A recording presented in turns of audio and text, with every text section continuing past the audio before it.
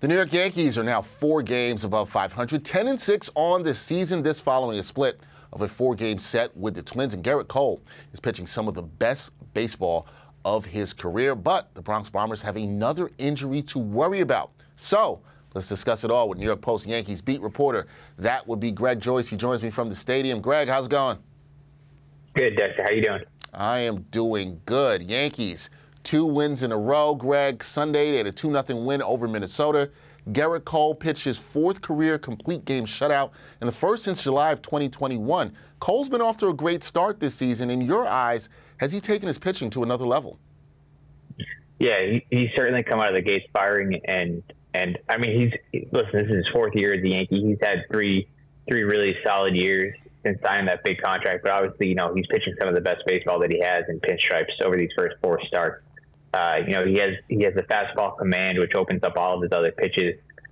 He has 30-plus strikeouts over, I think it's 28 and a third innings. I think he has 32 strikeouts. So, and then obviously today just kind of going the distance, 9 innings against the Twins lineup that put up 11 runs just a few days ago against this Yankees pitching staff. So, and they need it too. They need Gerrit Cole to pitch like the $324 million pitcher that he is, especially with, Carlos Rodon, Luis Severino, and Frankie Montas all out of the rotation. So, obviously Cole had a really strong year last year. The problem was the home runs.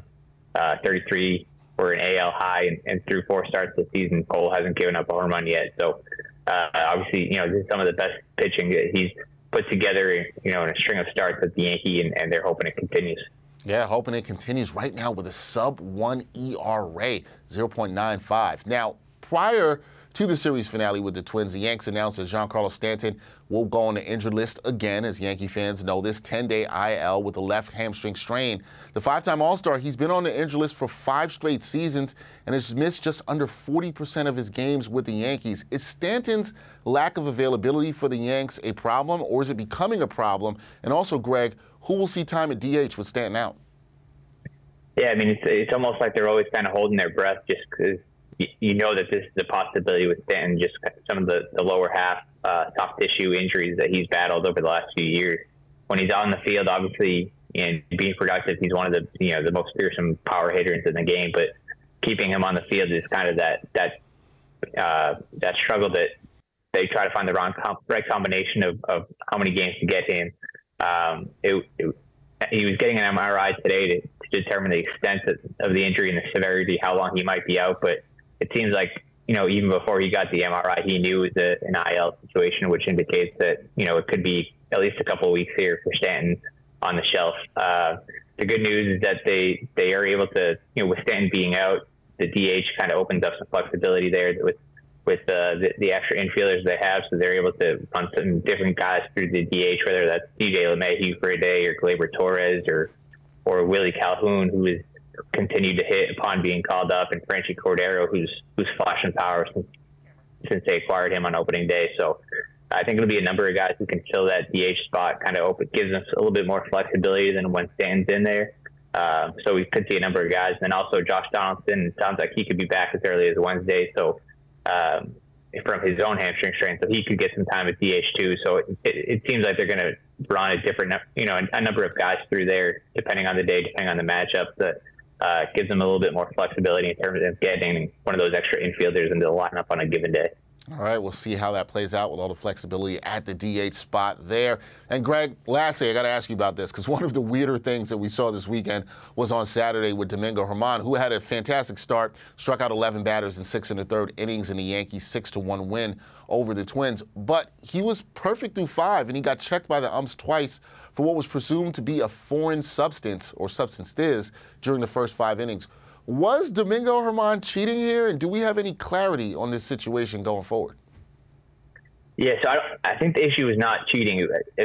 The umpire said that the issue was rosin. I think the issue was just that the umpire had asked him to wash his hands after that inning, that they first felt something. And when Hermán came back out the next inning, he still had a little bit on his pinky.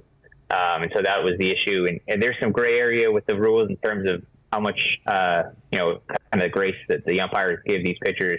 If it was a foreign substance, maybe it's different, but because it's rosin, which is legal, I think that's why Hermán was able to stay in the game. the weird thing with him is that he uses rosin in the dugout, and so that's why he has him on his hand as he comes out to the field instead of, you know, a lot of pitchers you see them using the rosin bag behind the mound. And so the umps weren't seeing Herman put any rosin on his hand while he was out there, but he explained that there's rosin in the dugout that he likes to use before he takes the field. So, you know, you can understand it from the Twins' perspective in terms of the umpires giving him that kind of warning after the inning to wash off his hand, and then kind of taking issue with the next inning he comes back out and something still being there. So obviously that's why, you know, Twins manager Rocco Baldelli got tossed, kind of arguing his case. You can imagine, you know, that might have been the same issue had the roles been reversed. You would think that the Yankees might have take some issue with that. But yeah, it'd be interesting to see going forward whether that issue pops up again with Herman. But you know, as far as we know, with what the ump said and what Herman said, it was just rosin, but it was just the amount that was on there was a little bit, you know, racist flags. Yeah, it will be interesting to see if he continues to use the rosin in the dugout before he gets out to the mound, or he switches his routine with that. That will be something to keep an eye on for sure. Thank you for the clarity, Greg. We appreciate that. That is Greg Joyce, New York Post Yankees beat reporter with the great coverage as always. Greg, have a good week covering the Yankees. We'll talk to you next week.